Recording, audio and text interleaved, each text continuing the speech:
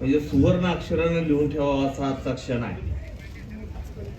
आजच्या या भाजप म्हणजे भारतीय जनता पार्टीचा सभापती आणि उपसभापती शिवसेनेचा या आजच्या इथं आता शिवसेना भवनला बापूंच्या कार्यालयाला सत्काराच्या कार्यक्रमाला उपस्थित आदरणीय बापू आहेत, आबा आहेत, बाळासाहेब आहेत, उपसभापती आहेत, सभापती आहेत, हे सगळे प्रमुख मंडळी, सगळे नेतेगण आणि इथं उपस्थित पत्रकार बंधू आणि भगिनींनो, हे खरं मी भारतीय जनता पार्टीचं काम बापूंच्या मार्गदर्शनाखालीच म्हणजे मी जेव्हा भाजप जॉईन केलं त्यावेळेस असं हे चाललं होतं. आबालाही मी सांगितलं होतं, आबांनाही मी त्यावेळेस भाजपमध्ये चला म्हणून म्हणजे आबांच्या ऑफिसला बैठक घेतली तर आबांच्या कार्यकर्ते सगळे उपस्थित आहे. मी एक कार्यकर्ता की आपण सगळीच भाजपमध्ये जाऊया. आता इथं काय नाही राहिला आबा, म्हणजे आता आबा भाजपमध्ये आले असतील, आज आबा आमदार खासदार राहिले असतील, बापू बी आमदार राहिले असतील. दोघांनी म्हणजे बापूने ऐकलं सगळं, पण आबानं नाही ऐकल्यामुळं आबानं स्वतःचं नुकसान करून घेतलं, बापूचं नुकसान झालं. पण आता तरी कमीत कमी त्या योगानं ही परिस्थिती जुळून आलेली आहे. मला काय आमदार व्हायचं नाही असं तुमच्या यांना सगळ्यांना जाहीर सांगतो, मला काय आमदार व्हायचं नाही. आणि तुम्ही दोघांनी ठेवलं तुम्ही कुठे आमदार होईल तो विषय नाही. तुमचा आधी आमदार व्हा दोघं,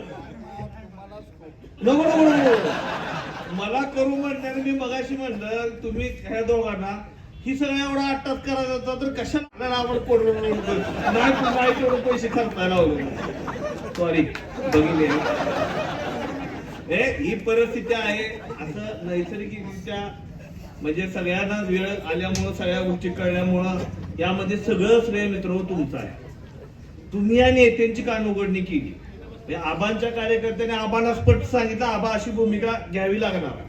हे आबांचे काही नेते जे कार्यकर्ते त्यात अनेक विजूदादा एलपले आहेत, तानाजी काका आहेत, विजय पवार आहेत, अनेक अशी अनेक विधायक मिसाळ जे माझे मी त्यांच्यावर सहकार्य ते बऱ्याच वेळा मलाही बोलले. मी म्हणतो तुम्ही आबांना सांगा. बापूंच्या कार्यकर्त्याला बापूंना विधानसभेच्या वेळेस मी बापूंशी बोलत होते. विषयावर योगेशला तुम्ही स्वतः म्हणलं शिवसेनेत जाऊन तिकीट घे.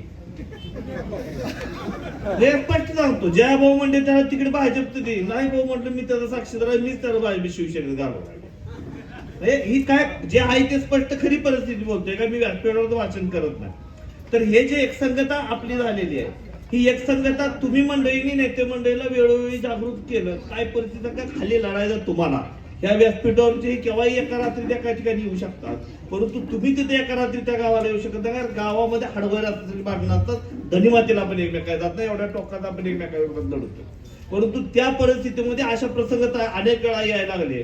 म्हणून या दोघांना सांगितलं, या दोघांना या गोष्टी लक्षात आल्या आणि भारतीय जनता पार्टीचा जिल्हाध्यक्ष म्हणून काम करत असताना पालकमंत्री आदरणीय जयाभाऊ नाही म्हणजे जिल्हा नगरपालिकेच्या वेळेस सुद्धा माझी कळकून इच्छा होती की आपण महायुती म्हणून लढलं पाहिजे, परंतु चिन्हाचा तिथं अडचण आली. त्यामुळं बापू बाजूला गेले. काय चिन्हाचा म्हणजे बापू काय विरोधात गेला असा विषय नव्हता, परंतु निकाल लागल्या ज्या दिवशी मतदान झालं त्या दिवशी बापूंचा मला फोन आला, एक जागा तुम्ही घ्या, ती जागा तुम्ही घ्या, विरोध करू माझ्या बायको म्हणून हा निर्णय मी जिल्हाध्यक्ष माझ्या हातात नाही, तुम्ही वरिष्ठ जयाभाऊशी बोला.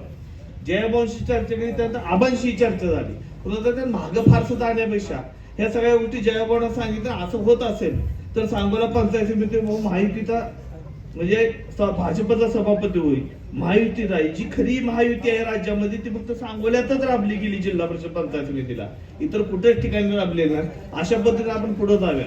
आज जिल्ह्यात 11 पंचायत समिती सभापती झाली, त्या 10 पंचायत सभापती भाजपचे. माळशिरस सुद्धा होत होता पण तिथं बापूला डाव टाकायला लावला नाही. तिथं भाऊ तर खासदार चुकलं. तिथं जर तिथं बापूचा डाव ऐकायला असताना तर तिथं भाजपचा सभापती होत होता. तर तिथं बापूंवर ते डाव टाकायला बापूला पुढे नेलं नाही त्यांनी. तर अशी जी एक संगत आहे अशी जी एक संगत ठेवू, ह्या नेते मंडळींच्या मार्गदर्शनाखाली आपण काम करू आणि नक्कीच भविष्यामध्ये आदरणीय देवेंद्र फडणवीस साहेब असतील, एकनाथ शिंदे साहेब असतील, म्हणजे ह्या दोघांच्या मार्गदर्शनाखाली जयाभाऊ पालकमंत्री आपल्याला कणखर पालकमंत्री आहेत. आज बाळासाहेब एरंडे मार्काची सुद्धा बिचारायची प्रत्येक गोष्टीत भूमिका हीच आहे की आपले विकास झाला पाहिजे. अनेक गोष्टीमध्ये अनेक मंडळी अनेक वेळा बाळासाहेब एरंडेने एकदा वेगळं भेटायचं, मला वेगळं भेटायचं बरेच प्रयत्न केलं, परंतु भारतीय जनता पार्टीचा काम पक्ष वाढीसाठी आणि महायुतीच्या वाढीसाठी आम्ही दोघांनी तसे प्रामाणिक प्रयत्न केले. जयाभाऊंनी दोघांनी काय ती परिस्थिती खरी सांगितली आणि त्या पद्धतीने ही झालेली जी आहे, असं भविष्यात आपण सांगणार तालुक्यातील सगळे राहिलेले प्रश्न 5-5.5 हजार कोटी निधी बापूंनी आणला. आबांनी आमदार असताना त्यांच्या प्रयत्नामध्ये काय केलं, परंतु आता देणारं सरकार आहे, त्यामुळे आता घेणारे महायुती एका जागेला आलेले आहे. तो आता फक्त मागायचा आहे, द्यायला देवाभाऊ आहेत आणि तो एकनाथ शिंदे साहेब आहे, जयाभाऊ आहे. पालकमंत्री जयाभाऊ द्यायला एवढा दिलदार आहे की जयाभाऊची तुम्ही जवळ जाऊन बघा, फक्त तुम्ही कुणीही जयाभाऊला फोन करा, एखादं काम सांगा करणार नाही, असं होणार नाही. आणि नाही कोणाचं झालं तर तुम्ही आमच्याकडे, आम्ही तुम्हाला जयाभाऊकडे जाऊन काम करू. बापू त्याला जयाभाऊला काय बापूंचा तो एक शिष्य आहे. जयाभाऊ स्वतः भाषणात मान्य करते की बापू माझे मार्गदर्शक आहे. मी जरी मंत्री असतो, पालकमंत्री झालो, कॅबिनेट मंत्री झालो, बापूंच्या मार्गदर्शनाखाली मी काम केले. तर अशा परिस्थितीमध्ये ह्याच्या मार्गदर्शनाखाली आपण भविष्यात सांगोला तालुक्याची गाडी चालवूया. आज खूप चांगलं झालं, भाजपचा सभापती झाला, उपसभापती सेनेचा झाला. आपल्या सगळ्या महायुतीच्या मंडळींना हा खूप आनंदाची क्षण आहे. तर अशाच पद्धतीनं भविष्यात राजकारण करूया, एवढी मी भाजप जिल्हाध्यक्षांना त्यांनी इच्छा व्यक्त करतो. माझं मनोगत थांबवतो. जय हिंद.